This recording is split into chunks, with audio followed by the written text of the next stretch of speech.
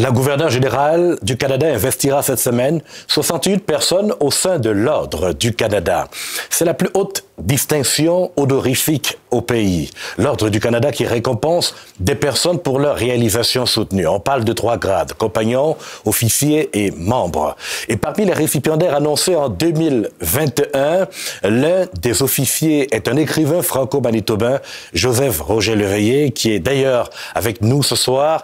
Bonsoir, Monsieur Leveillé. Bonsoir, ça fait plaisir d'être ici. Et bon retour à la maison parce que vous êtes ancien journaliste, ancien de la maison. Ah, pendant 25 ans, j'ai fait du journalisme et de la réalisation ici à Radio-Canada. Ce fut de bonnes années.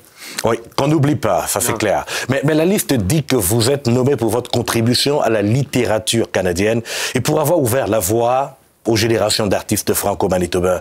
Comment vous sentez-vous dans ce tablier d'officier de l'Ordre du Canada?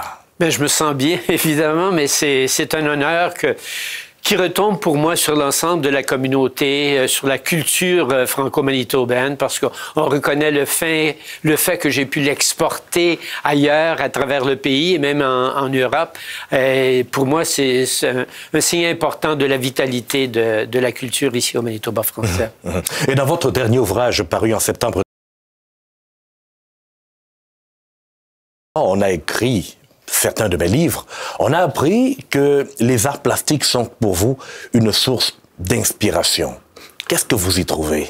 Oui, bien, dans les arts comme dans la littérature, je sens que l'auteur ou l'artiste, il transcende l'état quotidien des choses pour essayer d'ouvrir l'esprit du lecteur ou du regardeur aux choses peut-être plus importantes que le quotidien qui nous assaille chaque jour pour avoir peut-être une appréciation des beautés du monde, car la beauté existe quand même dans le monde. Alors quand vous parlez de la beauté du monde ou de ce qui serait positif, est-ce que ça ne contraste pas avec un pan majeur de votre vocation de journaliste, celui qui vient toujours trouver ce qui ne va pas, ce qui va mal? Oui, non, j'ai toujours pensé comme journaliste et même comme réalisateur, c'était d'atteindre la vérité.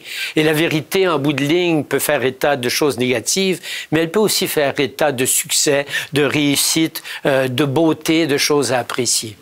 Et au bout d'une trentaine d'œuvres, vous dites que l'écriture n'est pas les plus beaux mots ou bien la plus belle langue française qu'on va déployer, mais qu'il y a beaucoup d'autres choses que vous aimeriez mettre en valeur. Quoi, par exemple? Oui, ce n'est pas une question pour moi de ce qu'on appelait le bon parler français, de s'assurer de coller la bonne chose.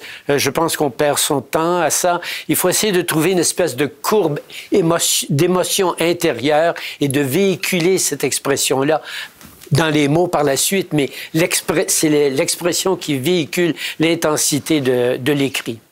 Et lorsque vous écriviez et que vous aviez justement toutes ces sources d'inspiration en recherchant ce qui est positif, vous vous êtes focalisé de temps en temps sur l'Ouest du Canada.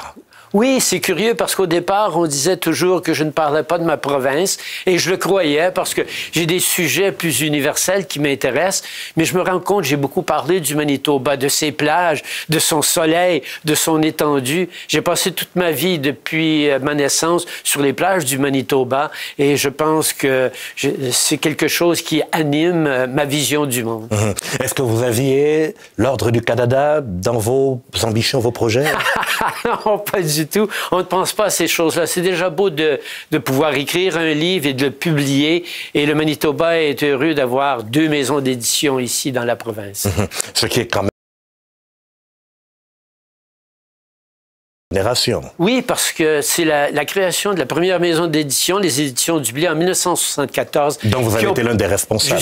Ah non, je suis arrivé un peu après. Mais c'est cette maison qui a permis à une littérature de se développer. Autrement, il y aurait disons un grand nom, n'est-ce pas? Gabriel Leroy.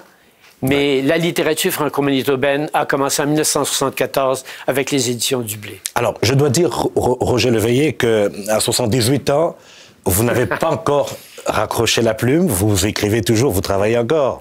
Oui, et puis de fait, je prépare pour les éditions du Blé qui célèbrent 50 ans d'édition cette année. Je prépare une anthologie de la poésie franco-ouestienne et des territoires du Nord parce que je me suis rendu compte que la voix de l'Ouest ne se rend pas beaucoup plus à l'est de Sudbury. Il est difficile d'atteindre les grandes métropoles, Ottawa, Toronto, Montréal, Québec. Alors, je me suis dit, on va donner une vitrine à tous les poètes de l'Ouest canadien. Et c'est ce qu'on verra à votre retour d'Ottawa, j'imagine. C'est pour quand? L'anthologie sera sans doute pour l'automne de cette année. Ah, ça s'en vient très vite. Oui. Et on sera bien occupé. Oui. Roger Leveillé, merci infiniment. Ça me fait plaisir d'être ici.